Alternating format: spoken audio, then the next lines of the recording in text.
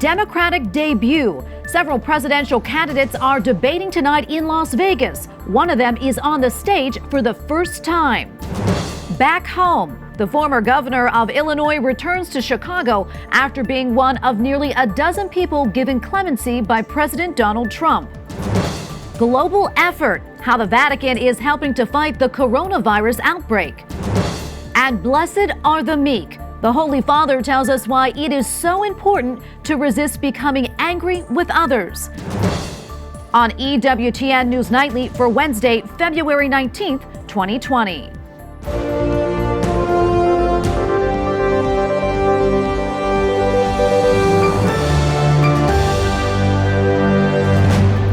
Good evening and thanks for joining us tonight. I'm Tracy Sable. We are just 3 days away from the Nevada Democratic caucuses, and tonight 6 of the party's qualifiers debate each other in Las Vegas, including billionaire Mike Bloomberg in his debate debut.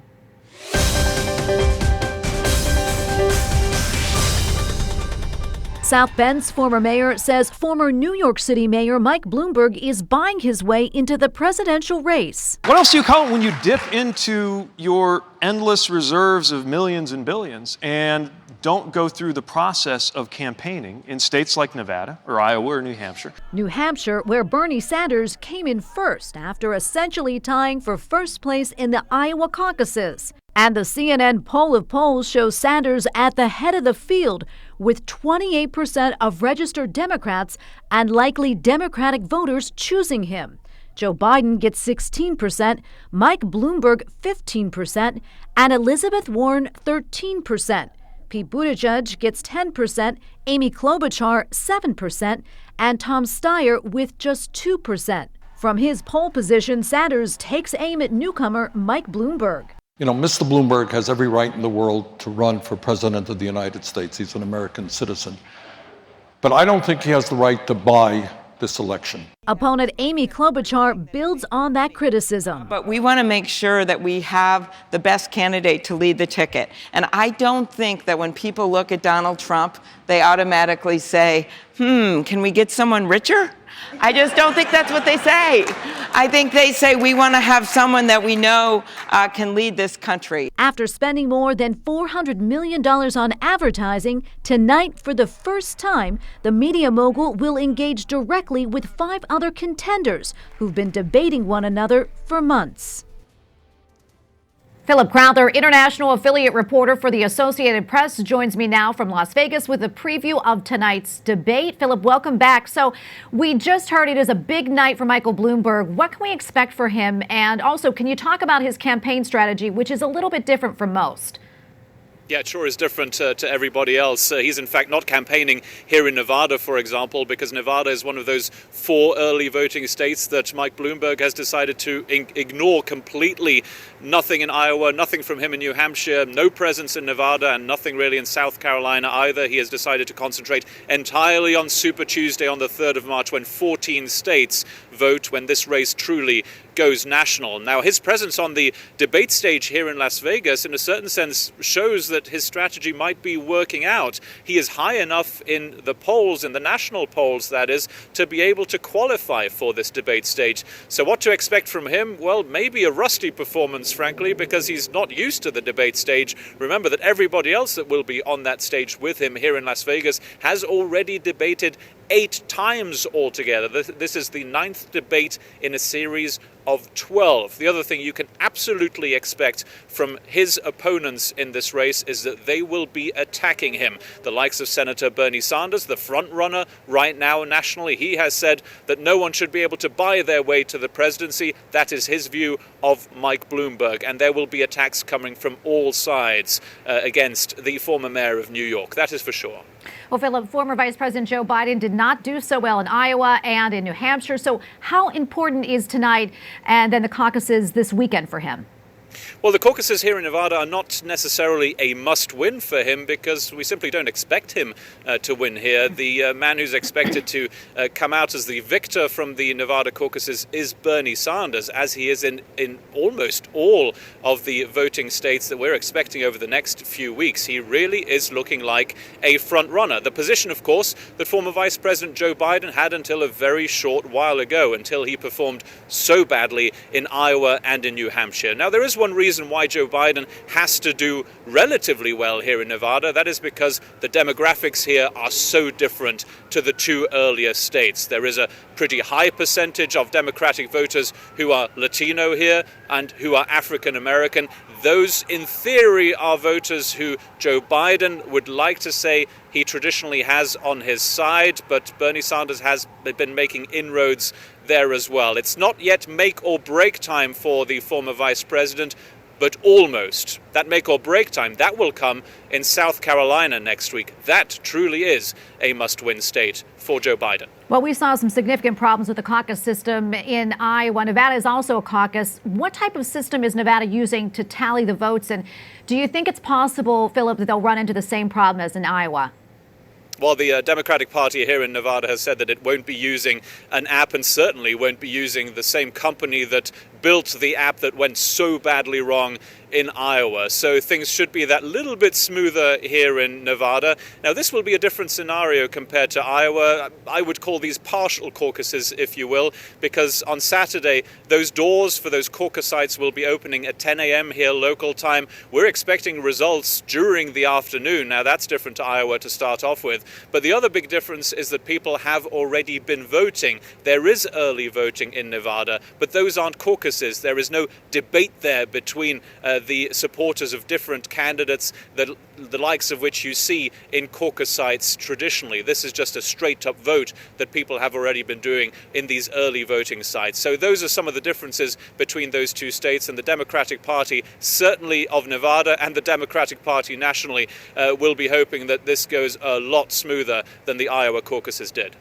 Well, quickly, President Trump will be in Nevada this week. What do you think of his plan to be in the same area at the same time as the Democrats, something he did in New Hampshire? Yeah, it's fascinating. He seems to be doing that every single time before an early voting contest for Democrats. His campaign rally here in Las Vegas, just up the street from here, will be on Friday, the day before the caucuses for Democrats. And remember, of course, that the president is a candidate in the primaries as well on the Republican side, though largely unopposed. Now, he spent the night here in Las Vegas. He's essentially in the same city right now as all of his opponents on the Democratic side. And what he will be doing over the next few days is a lot of counter-programming. For example, during the Democratic debate here in Las Vegas, what will the president be doing? Well, he will be holding another campaign rally, this time around in Phoenix. So he'll be a busy man, but it's very interesting that the likes of Bernie Sanders, Mike Bloomberg, Joe Biden, and Donald Trump are in the same city at the exact same time right now. It should be very interesting. Thank you so much, Phillip. President Donald Trump gives some white-collar criminals a second chance, and now we are hearing from some of the former inmates who are praising the president. But critics say his decision to free nearly a dozen prisoners sends a signal that corruption is okay. Correspondent Mark Irons reports for us now. Mark.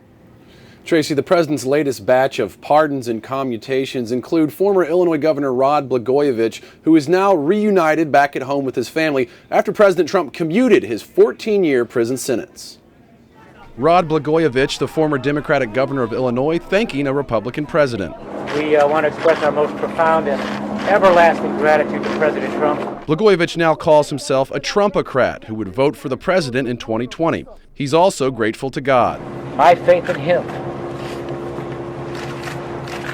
turned despair into hope and made me strong. Illinois Republicans call Blagojevich the face of public corruption in Illinois. In 2009, he was convicted of trying to sell President Barack Obama's old Illinois Senate seat. He served 8 years in jail. It's a long time. President Trump's Democratic competitors for the White House are speaking out. This president seems like he's never met a corrupt politician he didn't like. President Trump pardoned several other notorious white-collar criminals on Tuesday, including Eddie DeBartolo Jr., the former owner of the San Francisco 49ers, and former New York Police Commissioner Bernie Kerik, who served time in prison for tax fraud and lying to officials. Kerik thanked the president, tweeting, "Today is one of the greatest days in my life." Now the big question, will President Trump pardon his longtime friend Roger Stone, who is facing sentencing in federal court tomorrow? I haven't given it any thought. In the meantime, he's going through a process, but I think he's been treated very unfairly. President Trump issued the pardons before heading to the West Coast yesterday. This morning he spent time in Nevada. This afternoon he was in California, and tonight he'll be in Arizona for a campaign rally. He has more Keep America Great rallies scheduled this week in Colorado Springs and Las Vegas. Tracy. Okay, thank you, Mark. Correspondent Mark Irons reporting for us tonight. Thanks again. Well, the Pentagon's top policy official resigned today. John Rood says that he is leaving at the request of the president. And early this morning, the president confirmed that he is leaving in a tweet. Rood was Undersecretary of Defense for Policy. He joined the administration in January 2018. Rood reportedly differed with the president on a number of issues, including Afghanistan and Ukraine. A Catholic diocese in Pennsylvania is seeking bankruptcy protection. The Diocese of Harrisburg has paid millions of dollars to people sexually abused as children by clergy. The diocese joins at least 20 others across the United States to declare bankruptcy protection.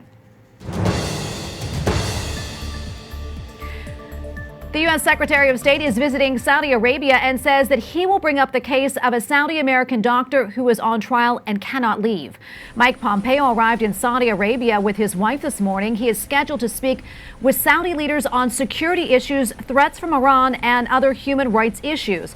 Dr. Walid Fatahi was first detained over 2 years ago during a crackdown on corruption. He was freed last summer, but he and his family are barred from leaving the kingdom. It is unclear what the specific charges are against Dr. Fatahi.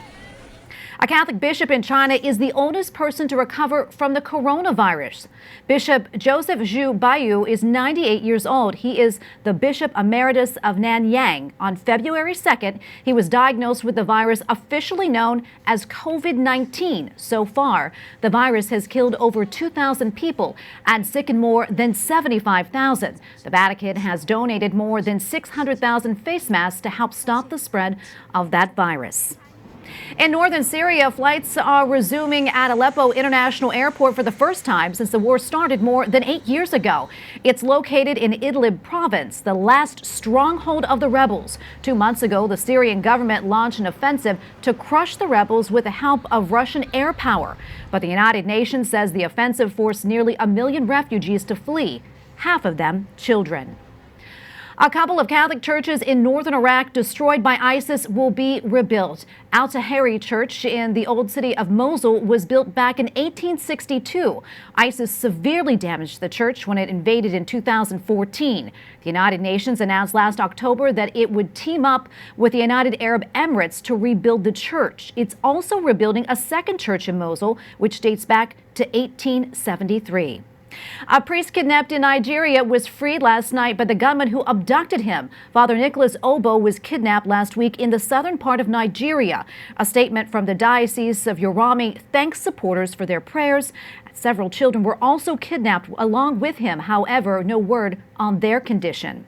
Vatican police raided the home and office of a church official days after Pope Francis met with the Vatican tribunal. Nei settori della economia e finanza. In that meeting, the Holy Father said suspicious financial situations are not in the nature and purpose of the church. Yesterday, the Vatican raided the home and office of Monsignor Alberto Perlasca, former head of the Secretary of State's Administrative Office. Andrea Gagliarducci, Vatican analyst for EWTN News, joins us now from Rome. So, Andrea, who is Monsignor Perlasca and what was the purpose of the raid? So, Monsignor Perlasca has been the head of the administration of the Vatican Secretariat of State since 2009 and to 2019, so last August. The raid on his offices are linked to an investigation that started in October. It's an investigation that the Vatican prosecutor started about the purchase of real estate, luxury real estate in London, since Monsignor Perlasca was the head of the administration at the time. So that's the reason why the offices are raided. We'll see which are the outcomes of the justice. There is the presumption of innocence for Monsignor Perlasca, as well for other 5 Vatican officials that have been suspended from the service since October. How's the Pope's meeting with the tribunal last Saturday? How is that related? So Pope Francis wanted to open the judicial ear of the Holy See, of the Vatican City-State. It's the first time ever that the Pope does that. In fact, in his speech, he wanted to reassure about the ongoing investigation. He said that financial scandals are not linked to the Holy See. There must not be financial scandals within the Holy See. But that the good thing was that investigations started from inside. It was not an external investigation that led these issues within the Vatican, but they were the same Vatican departments that started the investigation. This was the Pope's speech. In fact, there can be even some other reasons because why the Pope wanted to open the judicial ear. Another one is that the Pope has a new president of the tribunal, so it's a new era for the Vatican tribunal now. Well, Andrea, we know the Vatican Bank has been undergoing investigations due to financial oversight issues. Do you have an update on that for us? Yes, last week there was a trial in Italy about suspect money laundering for the so-called Vatican Bank. It's the Institute for Religious Works. So it's not really a bank, and that's important to understand the trial. Since it's not a bank, it has bank accounts in other branches in Italy. It has not branches. So there was a money transfer of 23 million euro from a bank account of the IUR, an Italian bank, to another bank account, and there was this suspicion of money laundering. In fact, this suspicion was easily the suspicion went to the repatriation of the funds, but in the meantime, the trial went on. 2 grades of verdicts. In both of the grades of verdicts, the Vatican officials were cleared of any allegations. So there was no money laundering at all in the Vatican. In other news, Pope Francis and the Council of Cardinals finished their 33rd meeting today. What was the outcome? Well, the outcome is that the Council of Cardinals are still rereading the draft for the Curia reform. The draft is called Predicate Evangelium, let's preach the gospel, and it's about the new asset, the new organizational chart of the Curia, of the Vatican Curia. There will be some slight changes. Some of the dicasteries will be absorbed in others. We know that the first dicastery will be the dicastery for the evangelization, which will be comprised of the dicastery for propaganda fide and the dicastery for the new evangelization. And there are some other minor details we know, but in fact, this reform is already ongoing. Pope Francis already established the 4 new dicasteries: Secretary for the Economy, Laity, Family and Life, Integral Human Development, Secretary for Communication, now Dicastery for Communication. And there are already changes within the Vatican ranks about this reform. Well, Andrea, thank you so much for your insight. We appreciate it. Thank you. Coming up, an update on the oldest abortion clinic in England.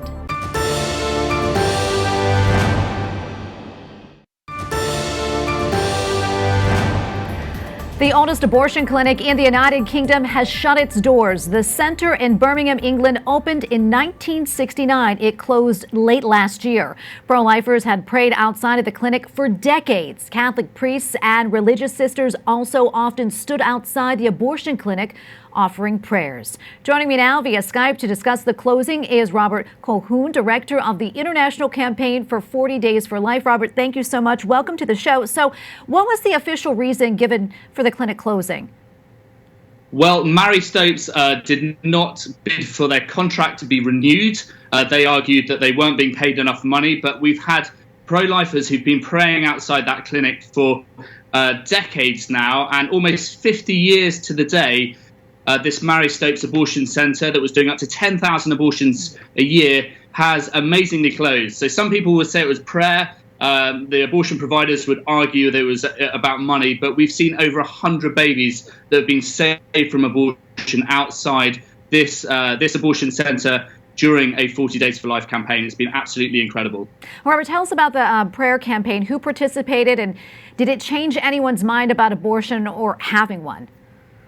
Well, under the 40 Days for Life banner, there's been a vigil there since 2011, twice a year. And it's been an incredibly effective campaign organised by Isabel Vaughan Spruce, who has had exemplary leadership there, incredible work, going on to lead the March for Life in the United Kingdom. We've had the current Archbishop Longley, who's participated in the vigil there for years. Britain's first canonised post-Reformation saint, Cardinal Newman, used to live just around the corner. But we've heard of hundreds of people who've changed their minds, like Danny and Carla, who walked into that centre like it was a coffee shop. They gave their testimony at the March for Life last year in the UK, and they're one of the greatest fans of 40 Days for Life in the UK. We've now seen 5 abortion centres close in 10 years of ministry in the UK. We've seen over 1,000 women who are scheduled for an abortion choose life for their unborn child. So it's been an incredible experience. Mary Stopes only bought that centre after it was rebranded the building after the previous owners agreed to a sex selection abortion. So we've seen hundreds of people participate, priests, religious, lay people, young people, old people. It's been like seeing God's grace in action, being on the pavement or the sidewalk outside the abortion centre. We've seen ambulances arrive there. But the pro-life movement is all about transformation, changing hearts and minds, saving lives, impacting eternal souls. And it's a great campaign, 40 Days for Life. It's when local people, when the community gets together to organise prayer and to show that there's a love in the community, can help anyone choose life for their unborn child. That's when miracles happen. And many miracles are happening in the United Kingdom right now in the pro-life movement. This is one of our biggest.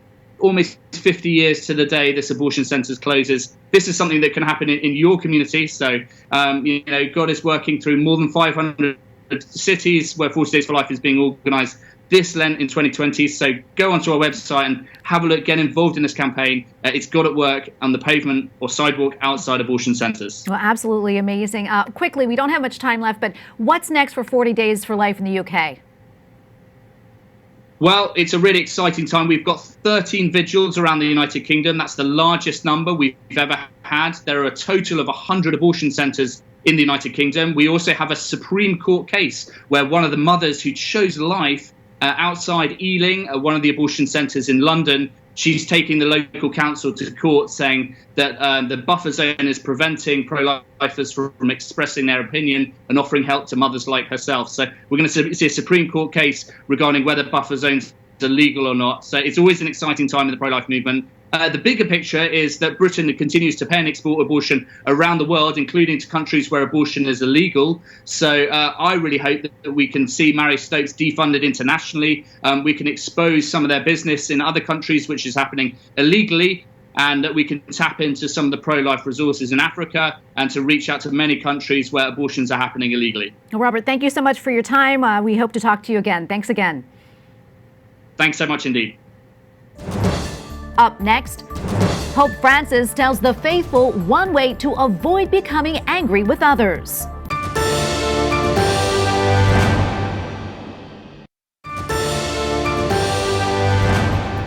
La mitezza raduna, l'ira separa. Pope Francis says anger divides us and meekness unites us. At his weekly talk with pilgrims at the Vatican, the Holy Father says we are called to resist growing angry when passions run high. Instead, we should follow the model of our Lord, who remained calm even in his passion and death. We should also take a moment and remember what's important in life. New rules for the way Caritas Internationalis operates. Oversight of the international charity will now move to the dicastery for promoting integral human development.